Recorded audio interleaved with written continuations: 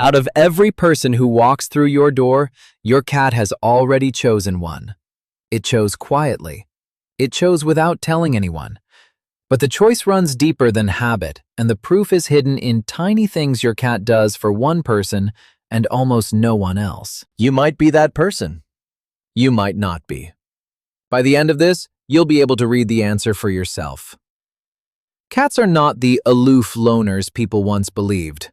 For decades, science described them as solitary creatures who merely tolerated us. That picture is falling apart. The truth is stranger and far warmer. Cats form real attachments, tell the humans in their world, apart, and save certain behaviors for the one they trust most. Let's decode the 7. The first sign is the slow blink. You've seen it. Your cat looks at you from across the room, and its eyes drift half-closed, slow and soft, almost sleepy. That isn't tiredness, it's a message. In 2020, researchers Tasman Humphrey and Karen McComb at the University of Sussex ran a careful study on exactly this gesture, published in the journal Scientific Reports. They found that when a human slow blinked at a cat, the cat was more likely to slow blink back. And cats were more likely to approach a stranger who had slow blinked at them. A narrowed eye held gently is a signal of calm and safety, something a cat will not give to anything it fears. So when your cat catches your gaze and softens its eyes, it's telling you, in the oldest language it has, that you are not a threat. Try answering it. Hold the look. Let your eyes fall slowly shut. You may get a reply. The second sign is in the tail. Watch how your cat walks toward you. If the tail rises straight up with a small, relaxed curl at the very tip, you're seeing something specific. The tail-up greeting is one of the clearest friendly signals in the feline world. Kittens raise their tails to their mothers. Cats in a colony raise their tails as they approach one another in peace. It means, I come without conflict.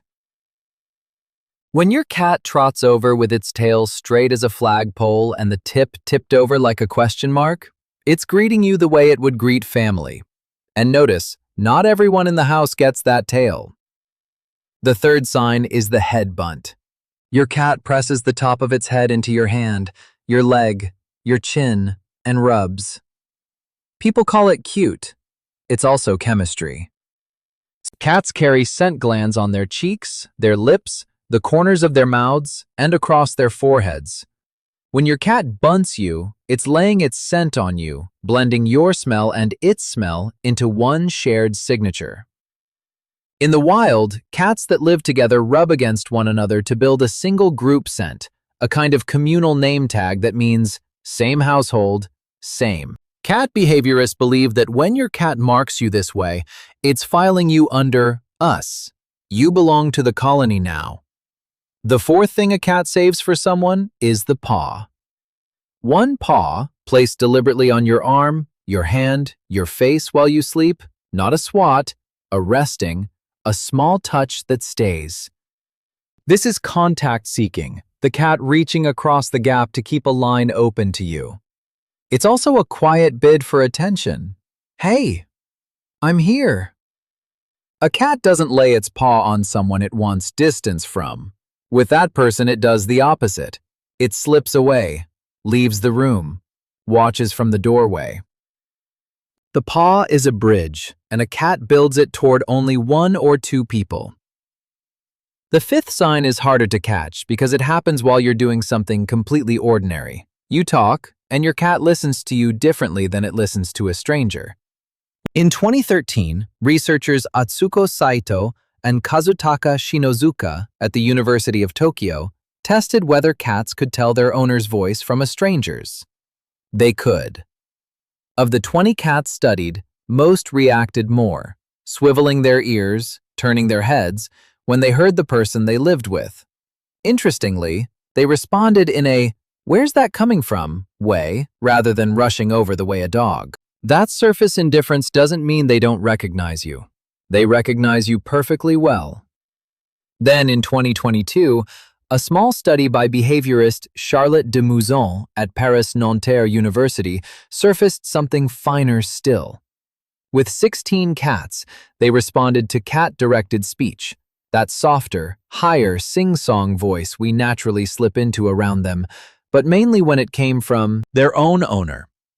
The same baby talk from a stranger barely moved them. So your cat isn't just hearing a voice, it's hearing your voice, picking it out of every other sound, knowing it.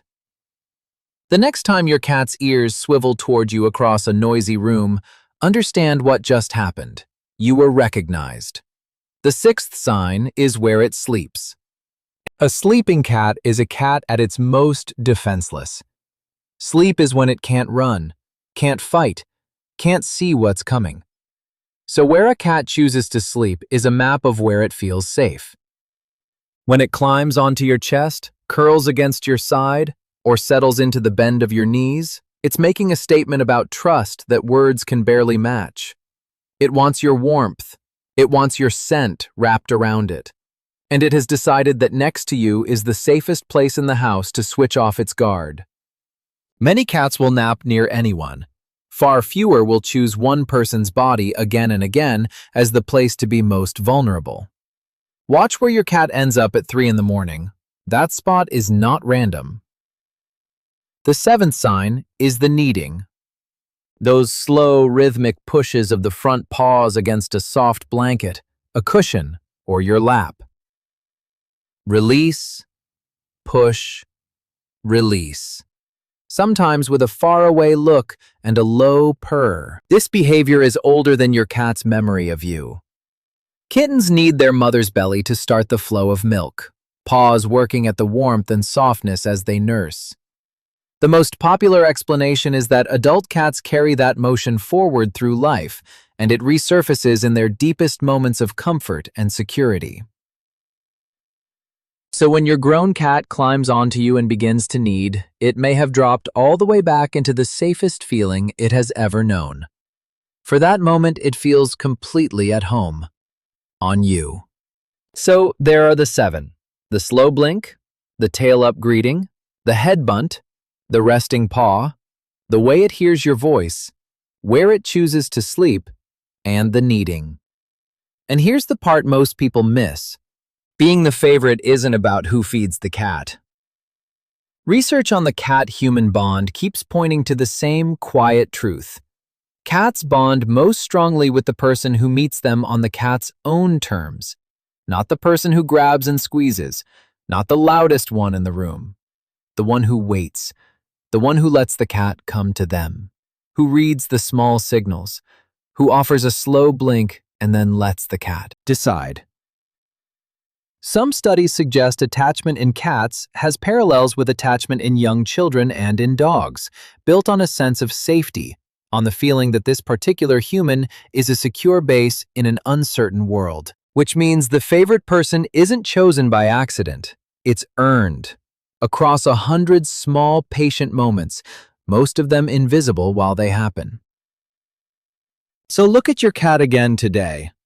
Look at how it greets you, where it rests its paw, whose voice turns its ears, whose chest it falls asleep on. The signs were there the whole time, written in blinks and tails and the press of a small, warm head. Out of every person who walks through your door, your cat has already chosen one. Every cat is different, and no single sign is proof on its own, but now you can finally start to read the choice it quietly made.